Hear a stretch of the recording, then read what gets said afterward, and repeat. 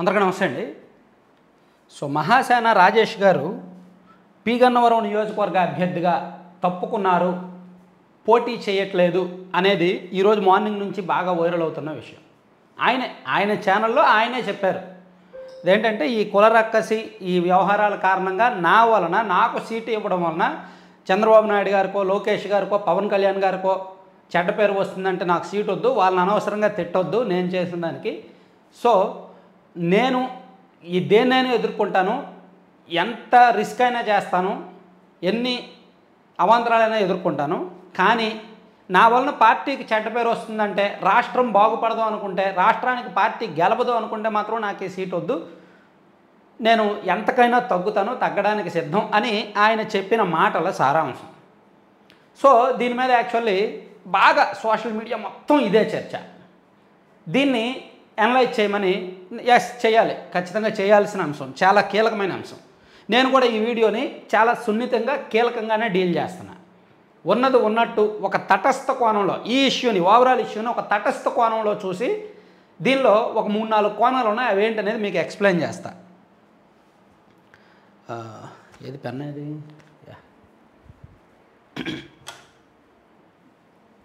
ఒకటి, మహాసేన రాజేష్ గారు గతంలో చేసిన కామెంట్స్ కారణంగా, గతంలో ఆయన ఇది హిందూస్కి సంబంధించి వ్యతిరేకంగా చేసిన కామెంట్లు కావచ్చు, అలాగే అగ్రవర్ణాల అగ్రకులాల అమ్మాయిల్ని లేపుకురండి అని చేసిన కామెంట్స్ కావచ్చు, ఆయన ఎప్పుడో గతంలో చేసిన కామెంట్స్. సో అవి ఇప్పుడు బయటకు తీసుకొచ్చి ఆయన ఒక కులాన్ని తిట్టినవి, కొంతమందిని తిట్టినవి, అవి ఇవి ఆయన గతంలో చేసిన కామెంట్స్ని బయటకు తీసుకొచ్చి ఆయన్ను, ఆ పార్టీని బాగా ఇరుకుని పెడుతున్నారు. సో అందుకు ఒక రకంగా మహాసేన రాజేష్ ఆత్మరక్షణలోకి వెళ్ళిపోయారు, సెల్ఫ్ డిఫెన్స్లోకి వెళ్ళిపోయారు.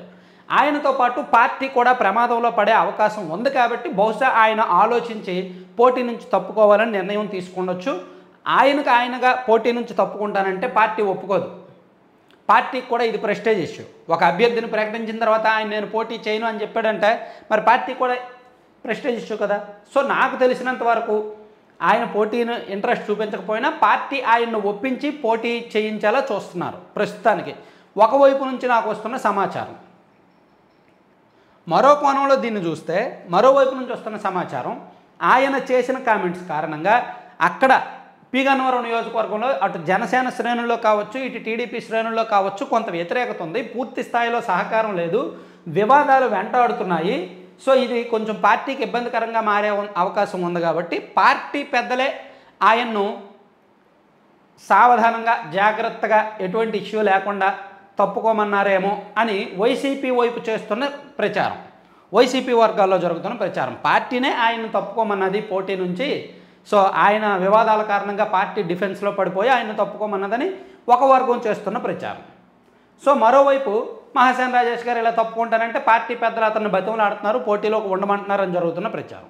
సో ఈ ప్రచారం దీన్ని మొత్తాన్ని మనం ఒక అంశంలో చూస్తే ఓవరాల్గా దీనివలన ఒరిగేది ఏంటంటే రాజేష్కి సింపతి వస్తుంది, ఖచ్చితంగా సింపతి వస్తుంది.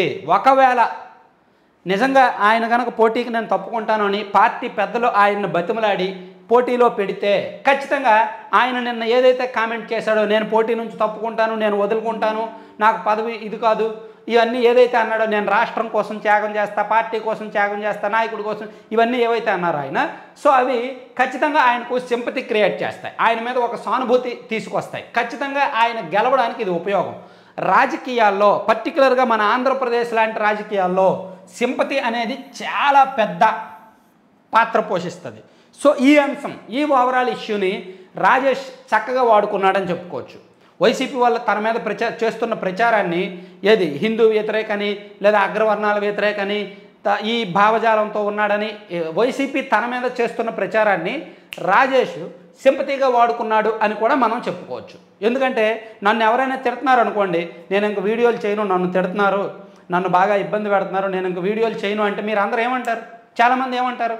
అన్న మీరు కంటిన్యూ చేయండి, మీలాంటి వాళ్ళు ఉండాలి, అది ఇది అంటారు. జనరల్గా జరిగేది అది. నేనే కాదు, సమ్ ఎక్స్ అనే పర్సన్ అక్కడ ఉన్నాడు, కొంచెం బాధపడుతున్నాడు, ఫీల్ అవుతున్నాడు, అప్పుడు పక్కన వెళ్ళి ఓదారుస్తారు కదా, కాస్త సింపతి చూపిస్తారు కదా.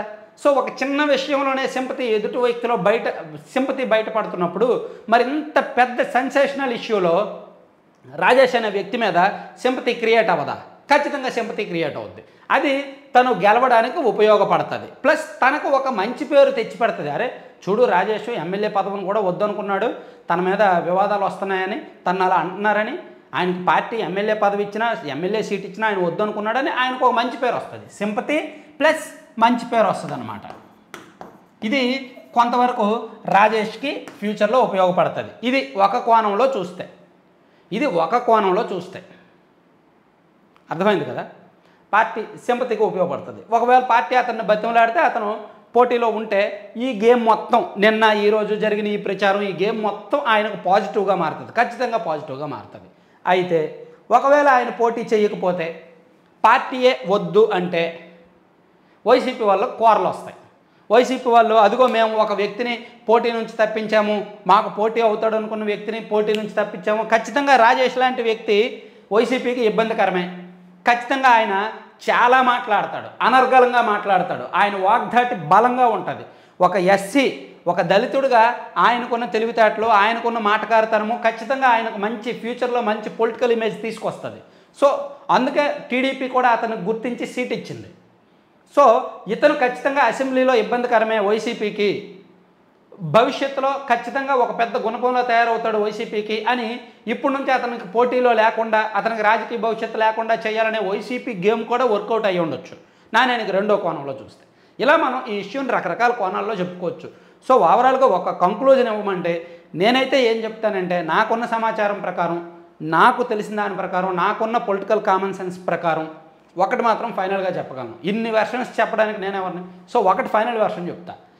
ఆయనకు జరుగుతున్న ప్రచారాన్ని, ఆయన పట్ల జరుగుతున్న ప్రచారాన్ని ఆయన తనకు సింపతిగా వాడుకోవాలి అనుకొని ఒక ప్లాన్ వేసి అనుకొని తనకు ఎదుటి వాళ్ళు అంటే దుష్ప్రచారాన్ని కూడా పాజిటివ్గా వాడుకోవడం ఒక తెలివైన వాళ్ళ లక్షణం.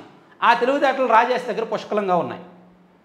సో తన మీద జరుగుతున్న దుష్ప్రచారాన్ని తనకు సింపతిగా తనకు పాజిటివ్గా తన రాజకీయ ఎదుగుదలకు వాడుకోవాలనుకొని బహుశా ఆయన అలా వీడియో వదిలిండొచ్చు.